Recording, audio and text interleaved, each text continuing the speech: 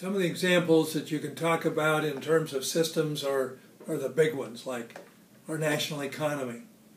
A very complex system, and consequently why it's so difficult to predict, project, whatever.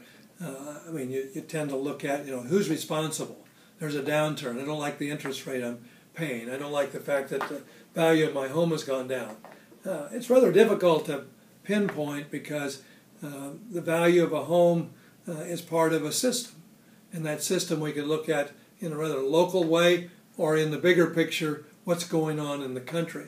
And so when we look at some of these issues like the economy, when we look at the future in terms of sustaining our capacity to feed a growing population in the next 30, 50 years, you've got to look at that big picture and all that goes into making that work or not work.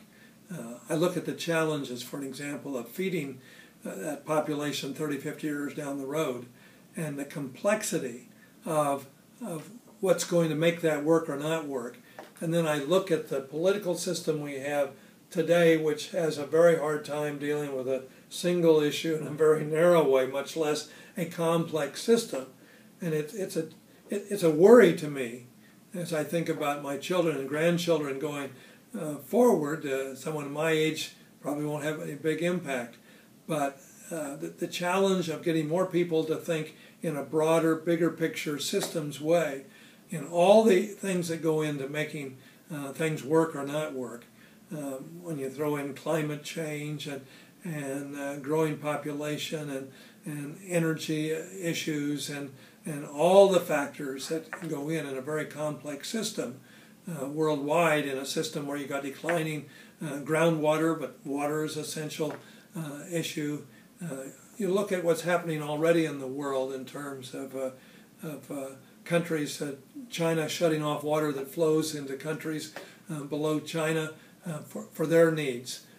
I could see, unless we start making decisions that can solve this in a long-term systems way, we can find ourselves in a situation where there aren't any good solutions.